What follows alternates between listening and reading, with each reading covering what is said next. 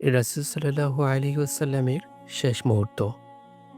দুনিয়ার ইতিহাসের সবচেয়ে ভয়ানক মুহূর্ত ছিল সেই দিন, যেদিন আসমান জমিন কাঁপিয়ে উঠেছিল, ফেরেশতারা থমকে গিয়েছিল, জান্নাতের দরজা বন্ধ, জাহান্নামের আগুন নিভে গিয়েছিল।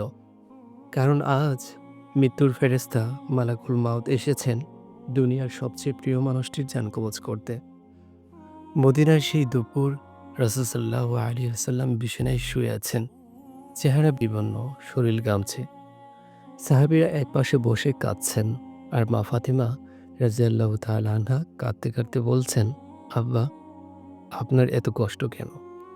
রাসূল সাল্লাল্লাহু আলাইহি ওয়াসাল্লাম বললেন, ফাতেমা, মৃত্যুর স্বাদ এত কঠিন যে পাহাড়ের চূড়ায় যদি রেখে দেওয়া হয় তবে তা গুড়িয়ে যাবে। আসমান থমকে গেছে, ফেরেশতা জিবরাইল আলাইহিস সালাম দাঁড়িয়ে, চোখ থেকে টপটপ অশ্রু পড়ছে। এমন দৃশ্য কোনো ফেরেশতার জীবনে দেখেনি। মালাকুল মাউত এসে সালাম করলেন, ইয়া রাসূলুল্লাহ সাল্লাল্লাহু আলাইহি ওয়াসাল্লাম, আল্লাহ আমাকে হুকুম দিয়েছেন আপনার রূহ কবজ করতে, তবে অনুমতি ছাড়া আমি স্পর্শও করতে পারবো না।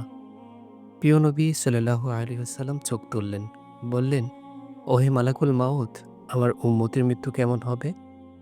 মালাকুল মাউত মাথা নিচু করে বললেন, ইয়া রাসূলুল্লাহ সাল্লাল্লাহু আলাইহি ওয়াসাল্লাম, কোনো উম্মত ভয়ানক আযাবে পড়বে, চোখ উল্টে যাবে, জিহ্বা বেরিয়ে আসবে, দুনিয়া তাদের জন্য অভিশাপ হয়ে যাবে। রাসূল সাল্লাল্লাহু আলাইহি ওয়াসাল্লাম কেঁদে দিলেন, বললেন, হে আল্লাহ, আমার উম্মতের আযাব আমার উপর দিয়ে দাও, আমি নিতে রাজি, তাদের ক্ষমা করো।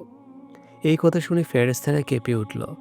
মালাকুল মাউত এগিয়ে এসে রাসূল সাল্লাল্লাহু আলাইহি ওয়াসাল্লামের জান কবজ করতে গেলেন। তখন নবীজি সাল্লাল্লাহু আলাইহি ওয়াসাল্লাম বললেন, জিবরাইল, এবারও কি তুমি তাকছ? জিবরাইল আলাইহিস সালাম বললেন, ইয়া রাসূলুল্লাহ সাল্লাল্লাহু আলাইহি ওয়াসাল্লাম, এটাই আমার শেষ দেখা। এরপর দুনিয়াতে আমার আশা হবে না। নবীজি সাল্লাল্লাহু আলাইহি ওয়াসাল্লাম বললেন, তাহলে একবার আল্লাহর কাছে বলো উম্মতকে ক্ষমা করে দিন। এরপর রাসূল সাল্লাল্লাহু আলাইহি ওয়াসাল্লাম মাথা তুলে আসমানের দিকে তাকিয়ে বললেন, উম্মতি, উম্মতি। আর সেই সাথে রূহ মালাকুল মাউতের হাতে তুলে দিলেন। চোখের কোণে অশ্রু, ঠোঁটে নামাজের কথা। সেই মুহূর্ত আকাশ অন্ধকার, বাতাস থমকে যায়, জান্নাত জাহান্নাম স্তব্ধ, ফেরেশতারা হাউমাউ করে কাঁদছে, পুরো মদিনায় কান্নার আওয়াজ।